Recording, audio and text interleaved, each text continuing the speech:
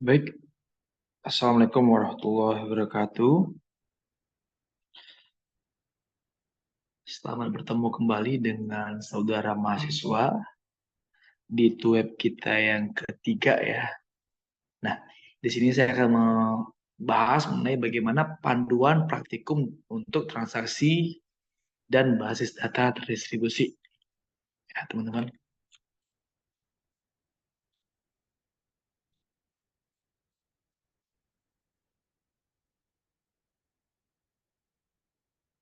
Oke. Nah, di sini saya akan bahas tentang transaksi dulu ya. Seperti yang sudah jelaskan di modul 7 sebelumnya, transaksi ini berfungsi untuk menjaga konsistensi data ya. Supaya apa? Supaya terjamin konsistensi data tersebut ya. Terdapat properti-properti dalam transaksi yaitu atomicity, consistency, isolation, and durability.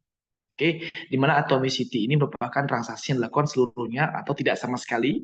Konsistensi ini berhubungan dengan data dalam basis data harus tetap bersifat konsisten. Jadi jika dalam sebuah tabel nilainya itu A, maka pada tabel lain harus tetap A gitu.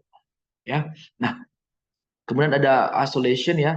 Ini merupakan transaksi yang terisolasi dan tidak boleh diganggu oleh transaksi lain gitu. Kemudian yang terakhir adalah durability. Ya, durability ini berhubungan dengan daya tahan data yang harus terjamin. Ya, teman-teman. Kemudian kita next lanjut ke basis data terdistribusi. Oke, nanti sini akan ada praktikum ya. Bagaimana nanti teman-teman itu bisa memasang aplikasi SAM pada dua buah komputer. Oke, satu di komputer berbasis Windows dan komputer lain itu di Ubuntu. Nanti ini kita gunakan VirtualBox.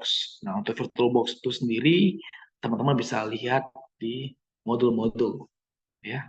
Dan itu semua ada di bahan materi pokok mata kuliah basis data kita.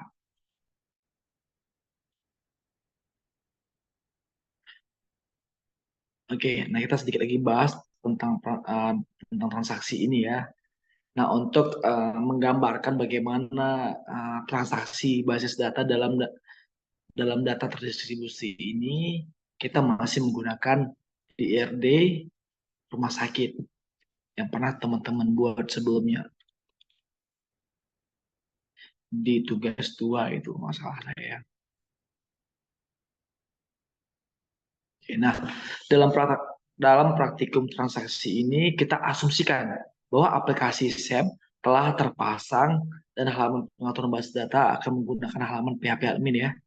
Jadi membuat database tabelnya itu kita gunakan nantinya adalah PHP admin ya. Jadi untuk menjalankannya silakan buka SAM teman-teman, kemudian startkan Apache dan MySQL-nya. Oke, jika sudah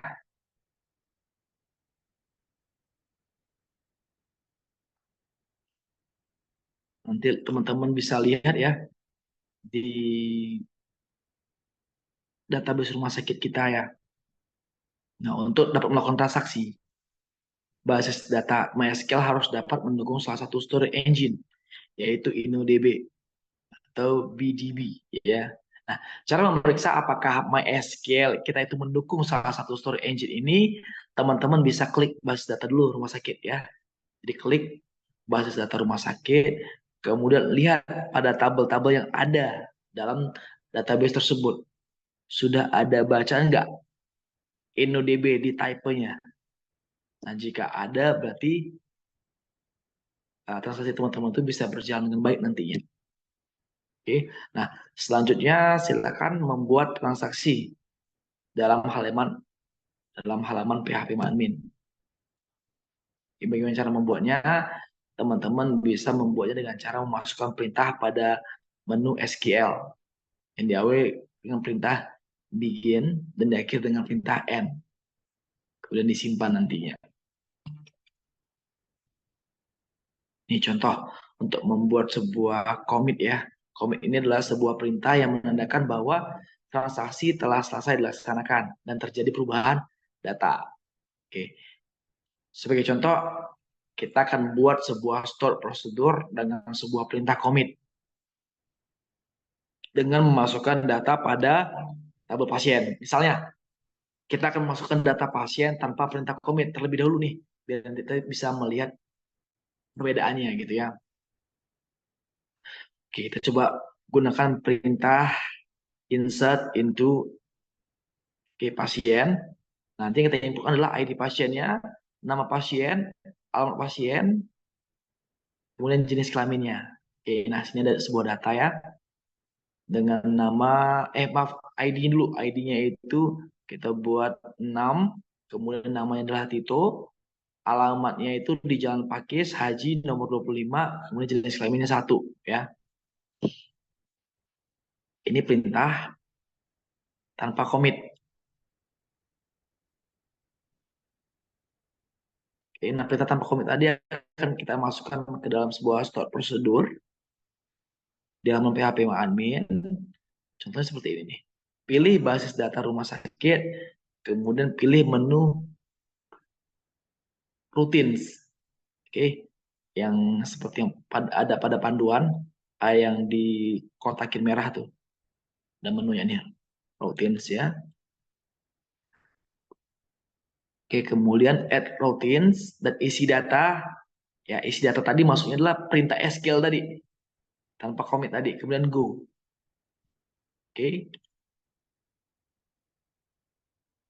Nah, setelah teman-teman tekan tombol go tadi ya, nanti akan muncul sebuah dialog yang isinya seperti gambar pada 7 tuh. Oke. Nama routing name-nya apa, diisi dengan transaksi 1. Jadi ketika kita mau manggil, kita tinggal manggil aja nama store prosedurnya. Nah, kalau perintah tadi berhasil, maka nanti akan bertambah satu buah store prosedur pada rutin. Ya, untuk melihat benar atau tidaknya store prosedur yang kita buat sebelumnya, teman-teman bisa cek lagi nih di routinsnya. Udah muncul belum perintah store prosedur yang kita kasih nama transaksi 1 tadi? Kalau sudah muncul, berarti sudah benar. Ya, perintah store prosedur teman-teman sebelumnya tadi. Nah, sekarang kita coba nih, manggil perintah store prosedurnya. Bisa dijalankan atau tidak. Nah, sekarang untuk memanggilnya, teman-teman aktif dulu di menu SQL, kemudian kita berikan perintah situ. Perintahnya apa? Perintahnya adalah call transaksi 1. Jadi kita memanggil transaksi 1, di mana transaksi 1 merupakan store prosedur yang sudah menyimpan perintah untuk menginputkan data pasien ke-6 ya tadi. Kita sudah buat store prosedurnya, jadi kita nggak perlu lagi ketik ulang tuh perintahnya panjang tadi. Kita cukup memanggil nama store prosedurnya aja. Itulah kenapa di sini di perintah SQL-nya kita hanya memasukkan perintah call transaksi 1. Nanti akan muncul di situ ya teman-teman, bisa lihat di Jalan Pakai Saji nomor 23, jenis kelaminnya 1 atau pria ya. Jadi gambar ke-9 ini menunjukkan atau bagaimana hasil dari ketika kita menjalankan stop prosedur melalui perintah SQL ya, atau dari menu SQL-nya.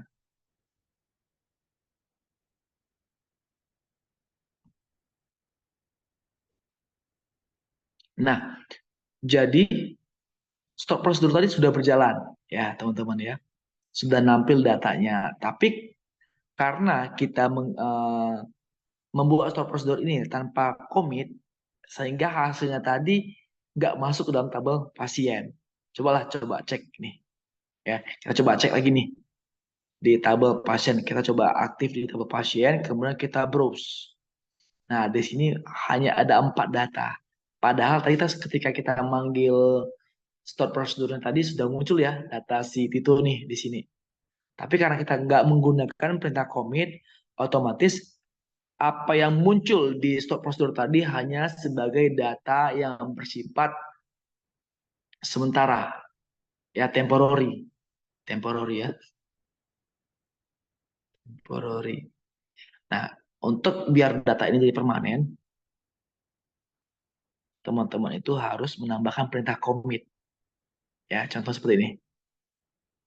Di sini kita tambahkan perintah commit di bawahnya. Agar apa? Agar data yang teman-teman jalankan nantinya stop procedure dia tidak bersifat temporary. Dia tidak sementara, tapi bisa disimpan secara permanen. Oke, nah sekarang silakan ketikkan perintah ini tapi di dalam routine tadi ya, routines tadi. Jadi silakan masuk ke menu routines, kemudian di definition-nya buat lagi perintah yang atas ini. Jangan lupa ada perintah commit ya teman-teman ya, biar nanti dia nambah. Oke, nah kalau sudah nanti akan muncul lagi nih, muncul transaksi 2. Ini menandakan bahwa kita sudah berhasil membuat sebuah store prosedur baru dengan nama transaksi 2. Oke ya. Nah, transaksi 2 ini muncul ya namanya ketika kita buat di atas nih ada routines name. Nah, berarti nama store prosedurnya adalah transaksi 2. Tipenya adalah prosedur. Kemudian definisinya apa ya? Itu tadi perintah untuk menginputkan data serta menampilkan data yang sudah kita input tadi. Oke, kalau sudah berhasil, sekarang kita masuk ke SQL, lalu panggil lagi perintahnya yang kemarin yang kayak tadi, call transaksi 2. Oke, muncul ya di sini titik dengan ID pasien 6. Nah, sekarang karena kita sudah menggunakan commit, kita lihat lagi tabel pasiennya. Nah, kalau teman-teman sudah aktif di tabel pasien, sudah di browse, lihat di sini masuk titelnya. Ya, itu berarti perintah store prosedur teman-teman tadi tidak hanya bersifat temporary ya, sementara, tapi juga sudah permanen masuk dalam tabel pasiennya. Oke, nah itu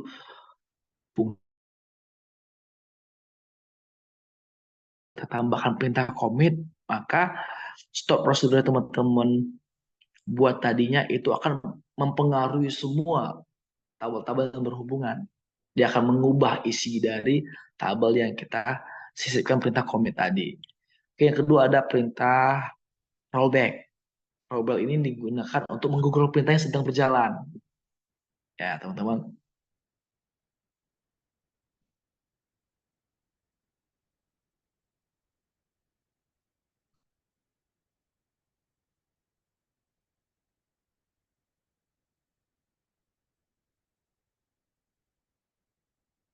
Oke, ini kita coba lagi ya. Nah, misalnya perlu diingat dulu bahwa perintah atau pernyataan rollback akan berpengaruh jika perintah yang sedang berjalan belum komit. Ya, teman-teman ya. Nah, misalnya kita pengen menjalankan perintah update pada tabel pasien dengan melakukan perubahan data nih, ya. Nah, pasien Poppy kita ubah jadi Danar dengan ID pasiennya 3, ya.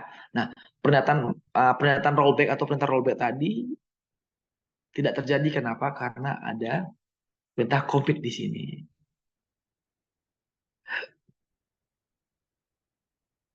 Kita coba nih. Ya, kita buat gitu. So, prosedurnya sudah jadi transaksi 3 nih ya. Nama store prosedurnya. Kemudian kita coba call transaksi. Ya, dia nambah ya. Dia nambah.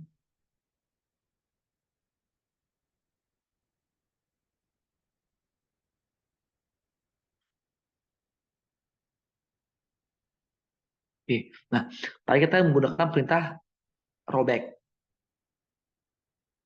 Ya, pengennya kan ya.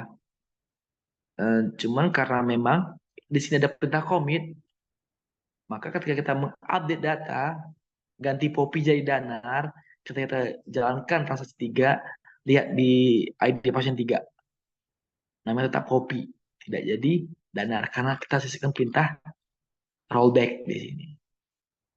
Ya, teman-teman.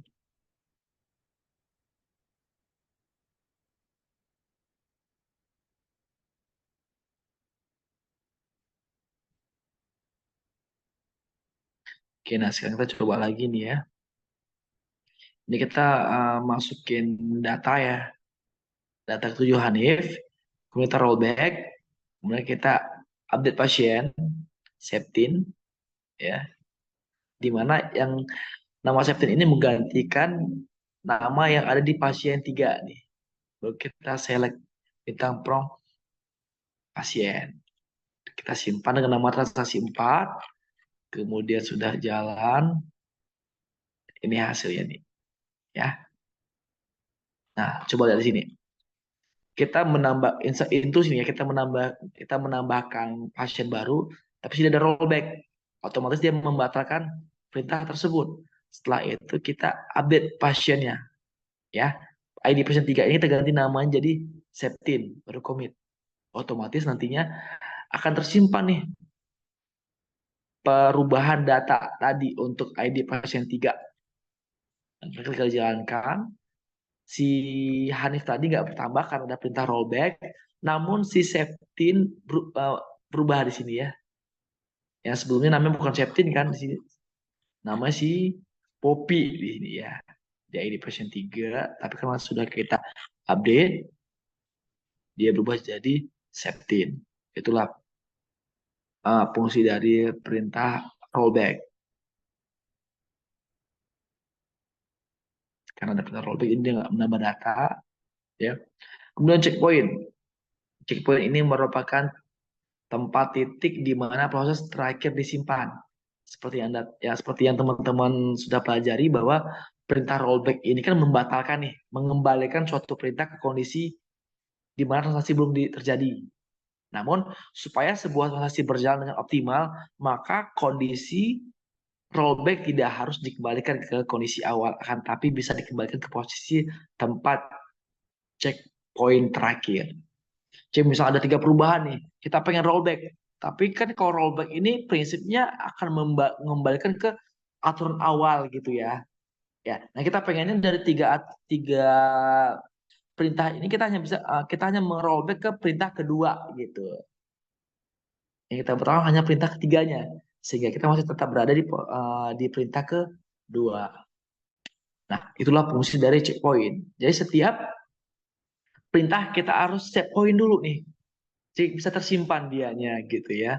Contoh nih, kita insert into pasien, ID pasien, nama pasien untuk pasien ke-7 nih. Ada pasien ke-7, ke-8, dan ke-9. Lihat, pasien 7 kita tandai sebagai set point. Otomatis nantinya data ke-7 ini, pasien ke-7 ini akan kesimpan, ya. Kemudian pasien ke-8, kita buat rollback to set point. Otomatis nanti ID pasien ke-8 ini tidak jadi kita jalankan. Kenapa? Karena ada fungsi rollback di sini. Kemudian ada inputan untuk data ke-9 dan itu commit ya teman-teman. Otomatis perintah semua data sini akan dijalankan. Oke, ini transaksi ya.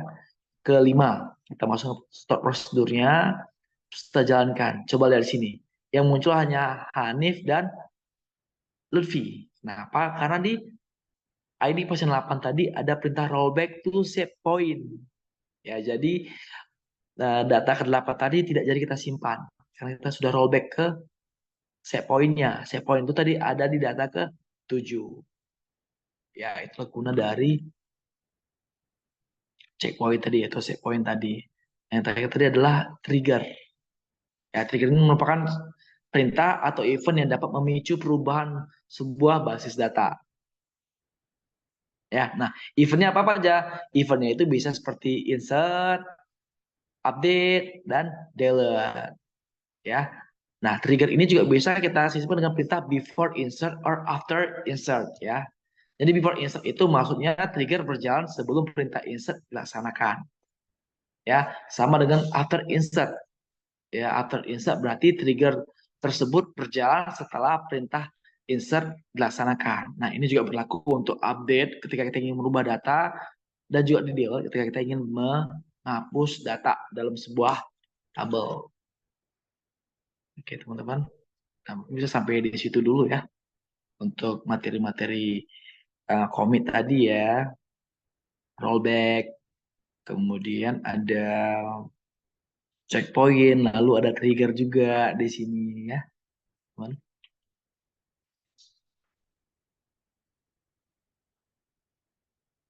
Nah, di sini juga ada banyak eh, materi ya terkait trigger tadinya ya, bagaimana kita ingin mengubah, menambah, menghapus, baik itu sebelum perintah insert, sebelum perintah update, delete, atau after dari insert, delete, dan update tadi. Nah, ini bisa teman-teman ikuti nantinya. Di sini ada contoh kasus ya. Kasusnya apa? Kasusnya misalnya seorang pasien membeli obat amoxicillin sebanyak 5 buah. Maka ketika tabel transaksi obat pada atribut jumlah dimasukkan data, maka secara otomatis stok pada tabel obat akan berkurang. Contoh nih, contoh perintah triggernya. Create trigger jual after insert. Berarti setelah di insert, transaksi tadi yang membeli 5 buah amoxicillin tadi, maka dia akan mengupdate stok obat. Ya. Update obat, set stok dikurangi new jumlah. Oke, where ID obat sama dengan new ID obat. Setelah itu selesai.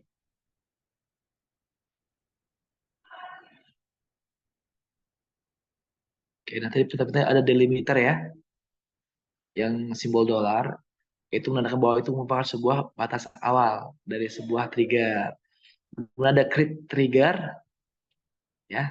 Nah, ini kita membuat sebuah trigger nih dengan nama TG jual yang akan dijalankan setelah apa? After insert. Berarti trigger ini akan trigger TG jual tadi akan dijalankan setelah perintah insert dilaksanakan atau dijalankan, ya.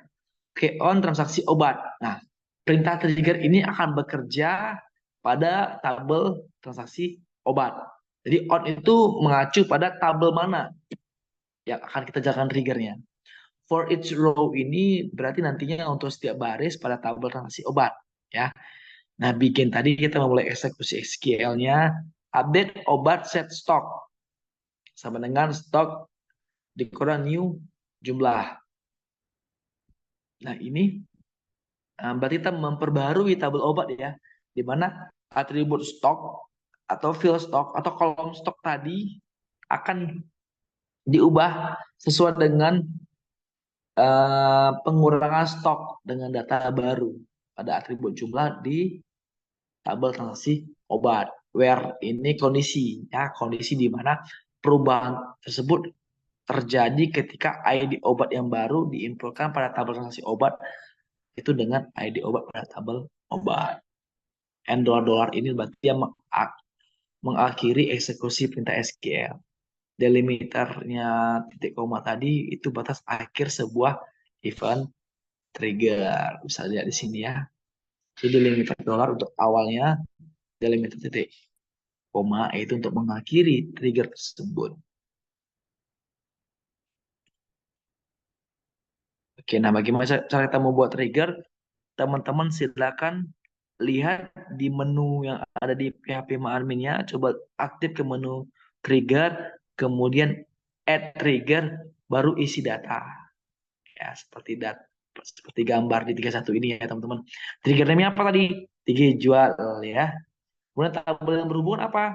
Yang on tadi, nasi obat. Ya, oke. Eksekusinya kapan nih waktu eksekusinya? Time-nya after atau before? Kemudian event-event apa nih atau before-nya? Insert kah? Update kah? Atau delete? Nah, sekarang tadi kita buat insert ya. Baru setelah itu update nih. Update set obat. Oke, setelah itu selesai. Tinggal kita select bintang from obat.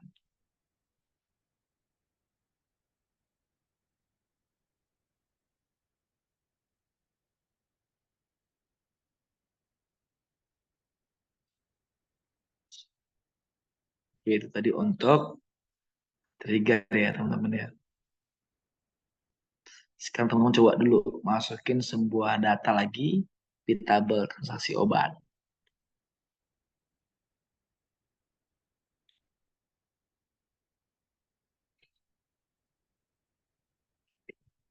Ya,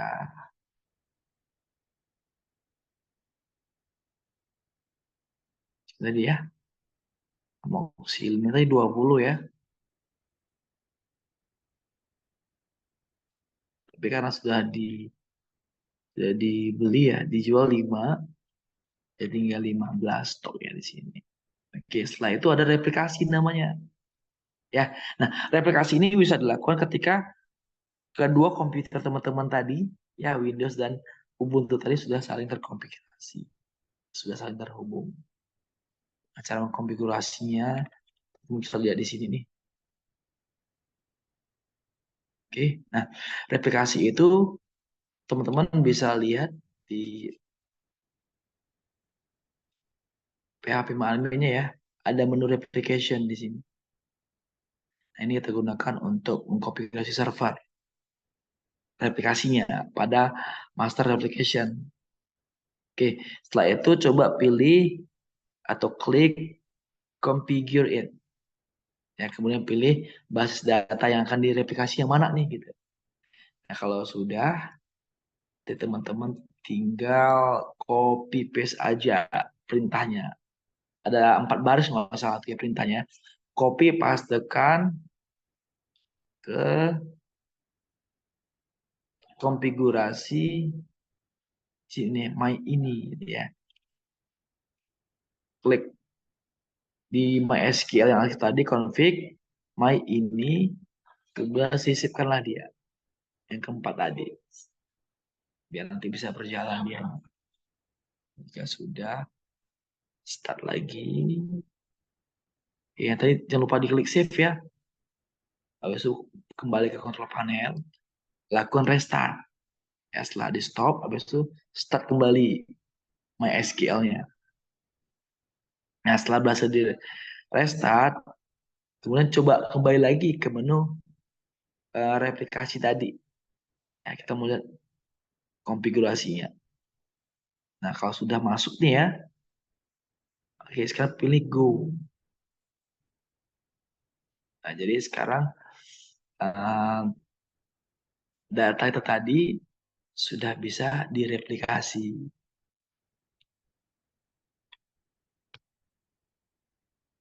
Coba lihat di sini, nanti ada statusnya ya, variabel dan value-nya.